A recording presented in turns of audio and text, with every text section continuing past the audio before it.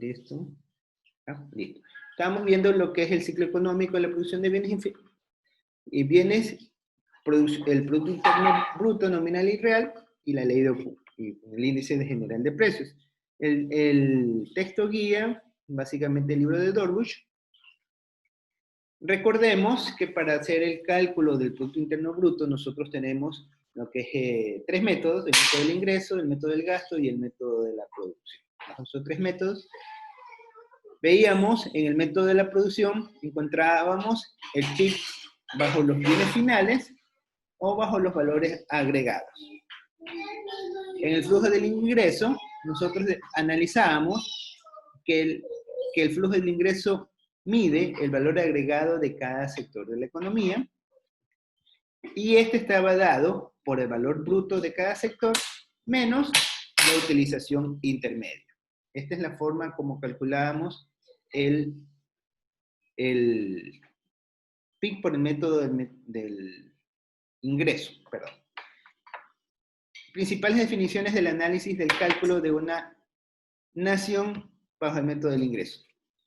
La parte conceptual que ahora vamos a tocar es, y esta parte es muy importante que ustedes la comprendan o la dominen, porque a partir de estas definiciones es que nosotros vamos a poder identificar los rubros que corresponden a cada una de las partidas cuando ya nos encontremos en la parte práctica. Entonces es muy importante saber identificar qué es lo que corresponde exactamente a cada componente. Entonces tenemos impuestos indirectos, son aquellos que se pagan directamente al Estado, ¿no? Como por ejemplo tenemos el impuesto a la renta. No, perdón, el impuesto a la renta no es un impuesto indirecto, ahí leí mal. Impuestos indirectos son los que no se pagan directamente al Estado. Por ejemplo, tenemos al IVA, tenemos el impuesto al consumo, consumos especiales, tenemos el impuesto a las salidas de divisas, en fin. Tenemos la definición de subsidio.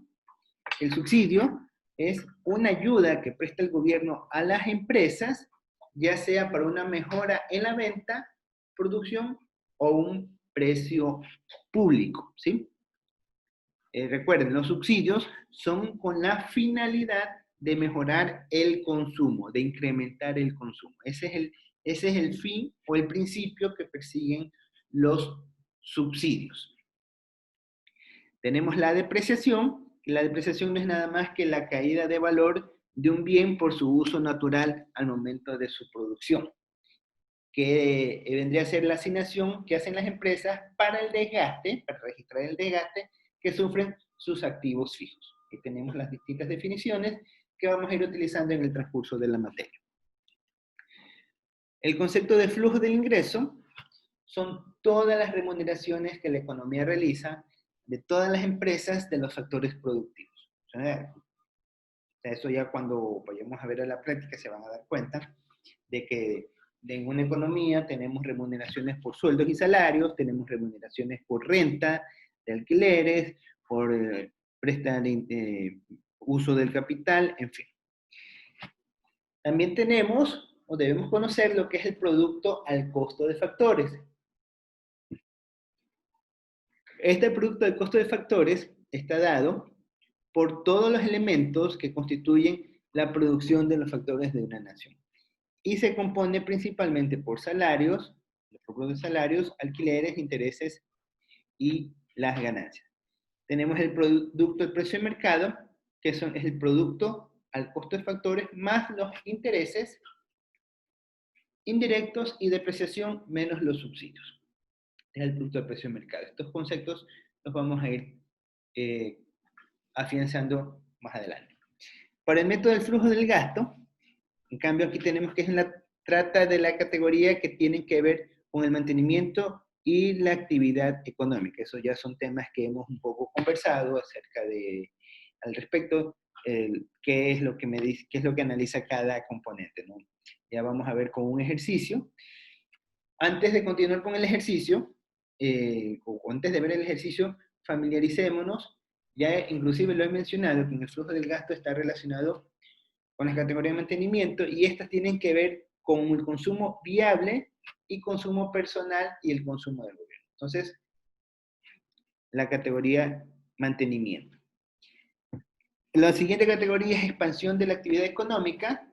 Esto está relacionado a lo que es la inversión bruta de la economía. Entonces, básicamente, el flujo del gasto, cuando estamos analizando el flujo del gasto, lo que vamos a analizar es el consumo que hacen el gobierno y que hacen los hogares, y lo que es la inversión bruta o lo que produce, o en dicho de otra palabra, lo que consumen las empresas, solamente que las empresas no consumen. La definición de consumo para las empresas se llama inversión, ¿sí? Esa es la diferencia. Vendría a ser prácticamente el consumo de cada uno de los tres, si lo quieren ver en términos morochos, pero para las empresas el consumo se llama inversión. El consumo de los gobiernos es la parte de los servicios gubernamentales producidos por el gobierno y entregados gratuitamente a la comunidad. Inversión bruta de capital. Inversión bruta de economía constituye la inversión bruta de capital, que es prácticamente lo que se invierte. Habíamos visto la ecuación, formación bruta de capital, que es igual a la inversión bruta, y es igual a la formación bruta de capital de las empresas y la formación bruta de capital del gobierno. Recuerden que tanto la empresa como el gobierno son los únicos organismos que tienen la potestad de generar producción. Y tenemos las variaciones de existencia, ¿sí? Inversión bruta, aquí tenemos cada una de las definiciones, ¿ya? Variación de existencia. A ver, alguien que me ayude con la lectura. Cualquiera. A ver. La variación de existencia. Siga. Es una categoría creada para poder igualar el cálculo del producto de la nación a través del flujo del gasto, con el método del ingreso y del flujo de la producción. Recordar que lo máximo que puede gastar una economía es el índice total que produce. Como en un periodo una nación puede gastar más de lo que ha producido. Ya, eso es pregunta. Variación de existencia es, miren lo que dice, categoría creada. ¿Para qué cosa? Estoy ocupado. Dime.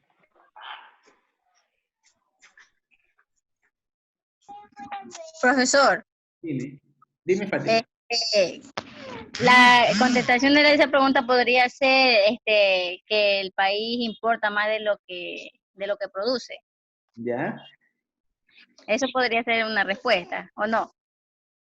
Sí, gasta más de lo que produce. ¿Cómo en un periodo una nación puede gastar más de lo que produce cuando importa? Sí, pero todavía no estamos viendo el esquema de las cuentas nacionales con participación del sector público. Aquí estamos analizando lo que es una economía cerrada todavía.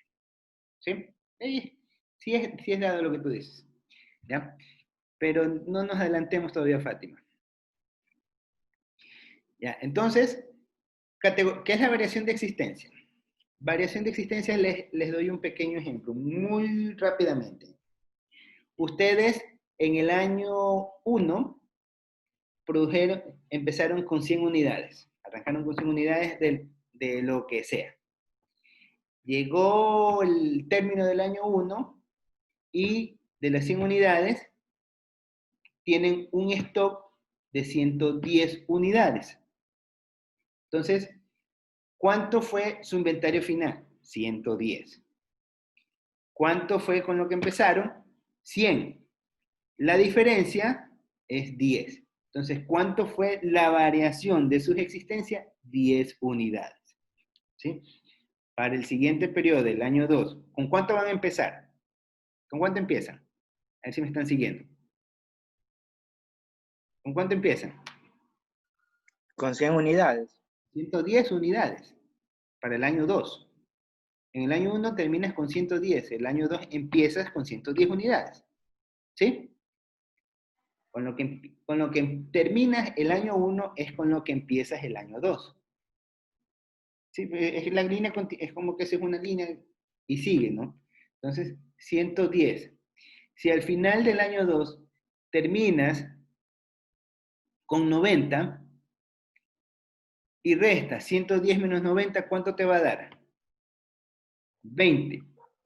pero estás terminando con menos, entonces tú, como has reducido tu cantidad, tu variación de existencia se ha disminuido. Eso es lo que nos indica el componente variación de existencia. ¿No? Por eso es que dice que lo máximo que puede gastar una economía es el índice total que produce. Ya vamos a verlo con un ejemplo. La pregunta, ¿cómo en un periodo una nación puede gastar más de lo que ha producido cuando la producción nacional genera un inventario final de lo producido por las empresas y que se acumulan para el siguiente ciclo? ¿Ya? Esto es lo que mencionaba en el ejemplo. En el periodo 1, al final del periodo 1, yo decía, en el ejemplo que quedaban 110 unidades, entonces para el siguiente ciclo se van a acumular las 100 unidades con las que arrancó, que eran 100, y se acumularon 10 adicionales. Entonces, la variación de existencia no son los 100, son 10, porque aumentó la cantidad que se acumuló para el siguiente periodo. Esa diferencia con la que se está incrementando, se está reduciendo el inventario final respecto al inventario final del periodo anterior, es lo que se conoce como variación de existencia. ¿Sí? Sigamos. Veamos este ejemplo para verlo más visualmente, cómo se calculan las variaciones de existencia. A ver, alguien que me ayude con la lectura. Al inicio del periodo contable, la economía nacional posee un inventario inicial de 20. En el año se registra una producción de 100 y se gasta 110. ¿Ya? Listo, gracias. Entonces tenemos 3 datos. Inventario inicial. ¿Cuánto fue el inventario inicial? 20. ¿Cuánto es lo que produjo la nación? 100. 100. Sí, ahí tenemos, estos son los datos que se dan a manera general, ¿no? ¿Cuánto gasta? 110. Inventario inicial, lo que produce y lo que gasta. Entonces, vamos a hacer los cálculos. Inventario inicial, 20. Lo que se produce, eso obviamente la producción aumenta, el stock. 100, tenemos total 120. De ahí, ¿cuánto gasta? De ahí gasta 110. El efecto neto, vamos a tener que entre lo que tuvo al inicio más lo que produjo son 110. Y lo que utilizó fueron 110. Pero 120 es lo que, lo que produjo y con lo que inició, 120. Y lo que gastó, 110. Inventario final, 10. Este es el inventario final. ¿Cuál va a ser la variación de existencia? La variación de existencia va a ser la diferencia de lo que empezamos, en este caso son los 20, con lo que se tuvo al final. Entonces tenemos 10, con lo que terminamos, menos lo que iniciamos, 20. En total, aquí tenemos que las existencias se han reducido. Y es obvio, pues, ¿no? Nosotros estamos terminando el periodo con ¿cuánto? Con 10 unidades Con 10. menos. ¿Cuánto se produjo en la economía? 120. ¿Y cuánto se gastó? 110. ¿Y con cuánto empezamos? Entonces la diferencia, 10. ¿Ya?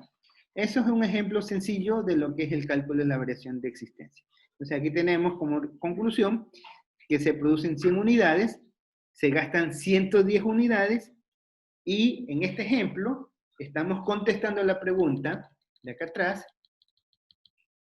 Dice, ¿puede una nación gastar más de lo que se produce? Sí, sí se puede. Aquí estamos viendo un ejemplo. En este caso, la nación... Listen, ¿Mandé?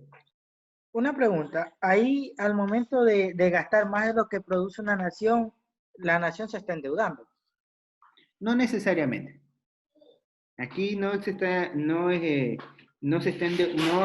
podemos decir de que hay deuda, porque si tú te das cuenta, tenemos una producción inicial. ¿Esta producción inicial qué es? Todo lo que el gobierno, o sea, todo, bueno, no lo que el gobierno, todo lo que dentro del gobierno se produjo en el ciclo anterior y no se logró vender. Eso es lo que está en percha. Es como cuando tú haces el cierre de los inventarios, el 31 de diciembre, el 31 de diciembre tú terminas con un stock. Si tienes una tienda, tú no es que el 31 de diciembre vendiste todo lo que está en la tienda. Tú tienes un stock que te sobra. Y eso lo venderás el siguiente año. Entonces, ese stock que sobra, que es lo que tienes disponible para la venta, pero no lo vendiste, es lo que se conoce como inventario final. Que al término de un periodo se conoce como inventario final. Pero al comienzo del siguiente periodo consecutivo se conoce como inventario inicial. Entonces, obviamente, el inventario final del año 0 va a ser el inventario inicial del año 1. ¿Sí? Entonces, esas relaciones tenganlas pendientes, tenganlas presentes, perdón. Y aquí produce 100. Y tenía inicialmente 120 y tenía 20. Entonces, lo que tuvo en producción, más lo que tuvo en total para vender esta nación, fueron 120 unidades. Pero de estas 120 unidades, lo que nosotros tenemos es que en el gobierno, o sea, no en el gobierno, sino en la nación, todos los sectores productivos lograron vender 110 unidades. O dicho de otra manera, todo lo que se consumió o lo que se gastó fueron 110 unidades. Entonces, ¿cuánto había producido en la nación? Había un total de 120 unidades producidas, pero se consumieron 110 y se produjo 100. Entonces, ¿de dónde sale eso que se produjo de más? Es porque había un stock que no se había logrado vender. Por eso se conoce como el inventario final, y aquí tenemos que la variación de existencia se redujo. Efectivamente se ha reducido en 10 porque empezamos con 20 y terminamos con 10. ¿Ya? Si lo quieren ver así, empezamos con 20 y terminamos con 10 en inventarios, en lo que se podría decir en lo que está en percha. Empezamos con 20, con más, y terminamos con menos. En realidad, las existencias bajaron. Eso es lo que hace referencia, ¿sí? ¿Alguna pregunta? No, ya ahí sí ya le entendí ese punto. Listo. Ya. Ahora vamos en el siguiente periodo. Sigamos con este ejemplo. Aquí ya sabemos que, ¿con cuánto finalizamos en el periodo? ¿Con cuánto finalizamos? Con 10. Menos 10. Con 10. 10. 10, no con menos 10. No puedes determinar con menos 10 unidades. Recuerda que aquí estamos en una economía cerrada. No tenemos relación con el resto del mundo. Y hablar de menos 10 unidades es que le estamos debiendo a alguien. No aplica. ¿Ya? Aquí coincidentemente se reducen 10 unidades y terminamos con 10 unidades. Y eso es otra cosa. En el siguiente periodo, el gobierno produce 100. En este caso produce 100 y gasta 90. Vamos a ver qué ocurre. El inventario inicial va a ser 10. ¿Por qué? Porque en el ejercicio anterior teníamos que el inventario final es 10. Como les decía, el inventario final 10 pasa a ser inventario inicial.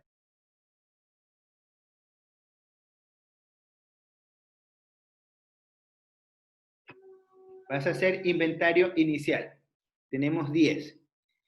Más lo que produce, la producción que nos genera son de 100 unidades. 100 unidades. ¿Cuánto gasta? 90. Entonces tenemos 110 menos lo que gasta. Sí. Tenemos que el inventario final es 20. Para este caso, ¿qué va a pasar con las variaciones de existencias? Calculamos las variaciones de existencia, 20 de inventario final, 20 de inventario final, menos los 10 que tenemos del inventario inicial, igual nos queda 10. En este caso, las variaciones en existencia también fueron de 10, pero aquí se incrementaron. Para el caso anterior, las variaciones fueron negativas. Si se dan cuenta, aquí lo que quiero dar a conocer es que las variaciones de existencia pueden ser positivas o pueden ser negativas. Una variación de existencia negativa significa que se han reducido y una variación en existencia positiva significa que se han incrementado. Esos son los distintos escenarios con los que nos vamos a poder encontrar cuando trabajamos con las variaciones de existencia. ¿Alguna pregunta? ¿Alguna pregunta hasta allí? No. No hay preguntas. Ya está. Estos elementos, por favor, vayan razonándolos bien para cuando vayamos ya a la parte práctica que vamos a ver. Entonces aquí, finalizando este ejemplo, se producen 100 unidades, se gastan 90 y se acumulan existencia para el siguiente periodo. A ver, ayúdeme alguien con la lectura. ¿Qué son las variaciones de la existencia? Ayúdeme alguien con la lectura, por favor. Nadie. Solo lean. Estas existencias constituyen lo que quedó en manos de los productores que no pudieron vender. Se da cuando el monto del gasto de la economía es menor que el monto de los bienes producidos. Dado que las empresas no producen para quedarse con mercadería guardada, producen para vender. ¿Ya? Listo. Entonces, aquí esta es para la definición de las variaciones de existencia. Recuerden que cuando estamos hablando de variaciones de existencia, es lo que queda en sobrante que quedó en percha, ¿no? No, esa es la definición que yo le doy como para que se pueda distinguir.